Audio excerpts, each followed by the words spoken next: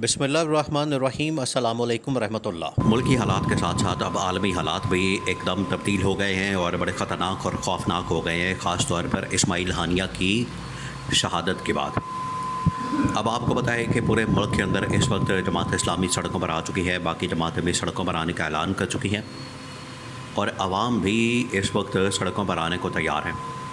आवाम इसलिए तैयार है क्योंकि शहबाज शरीफ की जानिब से और इस गवर्नमेंट की जानिब से IPP स्कीमत में आवाम के ऊपर जो बिजली का बम मारा गया है, उसकी वजह से आवाम सड़कों पर आने के लिए तैयार हो चुकी है और उन्होंने कहा कि हमने हर सूरत में इस गवर्नमेंट को घर भेज कर छोड़ना है। इमरान खान तो पहले ही तैयार बैठा है। इमरान खान तो पहले ही इस हुकूमत के ख़िलाफ़ तिबले जंग बजा चुका है और इमरान खान को पता है कि किस तरीके से इस हुकूमत को घर भेजना है। इस वजह से इमरान खान एक एक करके पहले इनके सहूलतकारों की छुट्टी कराएगा, एक एक करके। देखिए, इमरान खान ने बड़ा ज़बरदस्त कार्ड खेल रहा है। इनके सहूलतकारों के अंदर जहाँ पर चीफ़ जस्टिस कादी फ़ाइज़ ईसा, चीफ़ इलेक्शन कमिश्नर और chief justice Islamabad high court मौजूद है, वहीं पर इस्टेब्लिशमेंट भी इस हुकूमत की सहूलतकार है। तो इन तीनों के ख़िलाफ़ ये जो इलेक्शन कमीशन है, chief justice Islamabad high court है और चीफ़ जस्टिस ऑफ पाकिस्तान है, इन तीनों के ख़िलाफ़ तो इमरान खान भेज रहा है रेफरेंस। जहाँ तक इस्टेब्लिशमेंट की बात है तो इस्टेब्लिशमेंट के साथ इमरान खान ने मुज़ाकरात का कह दिया। तो देखिए, इमरान खान ने किस तरीके से एक ज़बरदस्त चाल चली है। इनको समझ नहीं आ रही कि इमरान खान किस तरह की सियासत कर रहा है।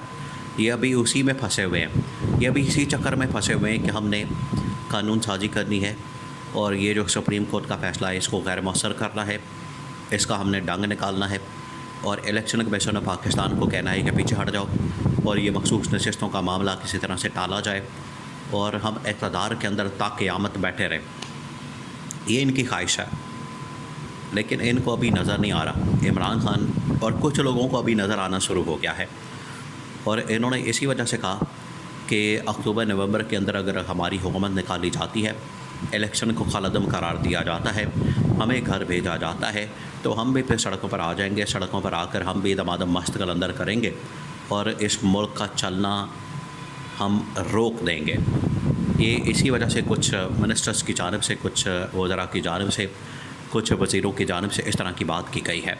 वो इसी वजह से की गई है। उनको नज़र आ रहा है कि अक्टूबर के अंदर जैसे ही चीफ़ जस्टिस कादी फ़ाइज़ ईसा की रिटायरमेंट होनी है और ये जो इन्होंने एक प्लान बनाया हुआ था कादी फ़ाइज़ ईसा को एक्सटेंशन देने का, एक्सटेंशन दे के तो कादी फ़ाइज़ ईसा के थ्रू जो इन्होंने अपनी हुकूमत को दबाम बख्शना था, अपनी हुकूमत को तवालत देनी थी, वो प्लान तो फारग हो गया है।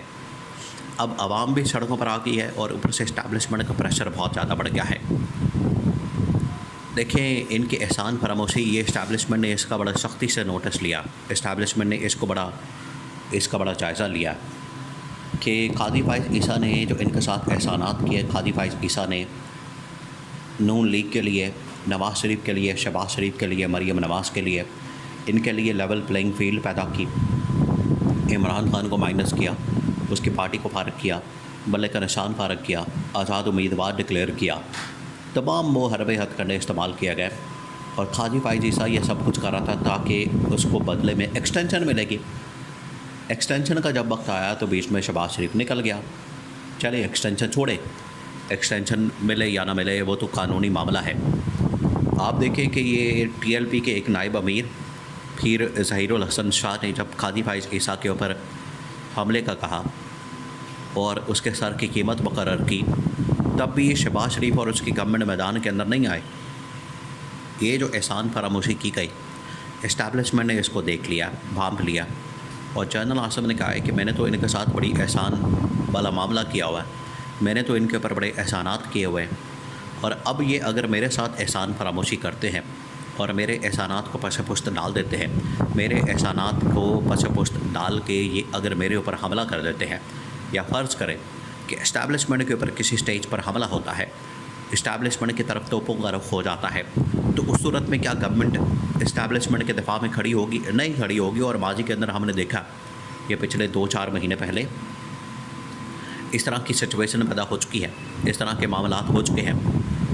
जब इस्टेब्लिशमेंट के ऊपर जजेस की जानिब से ख़त लिखा गया और इस्टेब्लिशमेंट को कटहरे में खड़ा करने की बात की गई। फिर जस्टिस मोहसिन अख्तर कियानी, जस्टिस बाबर सत्तार, इस तरह के दबंग किस्म के जस्टिस और जजेस जब मैदान के अंदर आए, जस्टिस अतर मिनल्ला, इस तरह के जजेस ने आके इस्टेब्लिशमेंट को बताया, इस्टेब्लिशमेंट को समझाया कि आप लोग क्या करते हैं और अब आपको अपना किबला दुरुस्त करना पड़ेगा।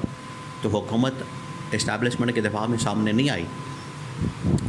हुकूमत ने आके इस्टेब्लिशमेंट का दिफा नहीं किया। हुकूमत ने आके इस्टेब्लिशमेंट की किसी सूरत भी आके इनका डिफेंस नहीं किया, इनकी हिफाजत नहीं की, जिसकी वजह से इस्टेब्लिशमेंट को इस बात का एहसास है कि अगर हमारे ऊपर कोई इस तरह की आंच आती है, हमारे ऊपर कोई इस तरह का हमला किया जाता है, तो ये तो गवर्नमेंट बिल्कुल भी हमारा दफा नहीं करेगी। तो क्या किया जाए?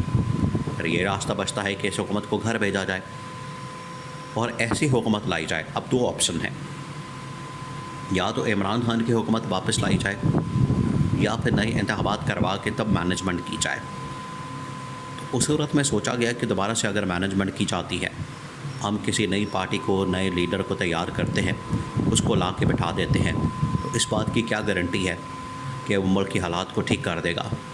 इमरान खान कम से कम एक आलमी लीडर तो बन चुका है, आलमी सतह का एक लीडर तो बन चुका है। फॉरेन पॉलिसी ठीक कर देगा, इकोनॉमिक पॉलिसी ठीक कर देगा, आवाम को एतमाद में लेगा, उसके पास ये वाली क्वालिटीज़ तो है।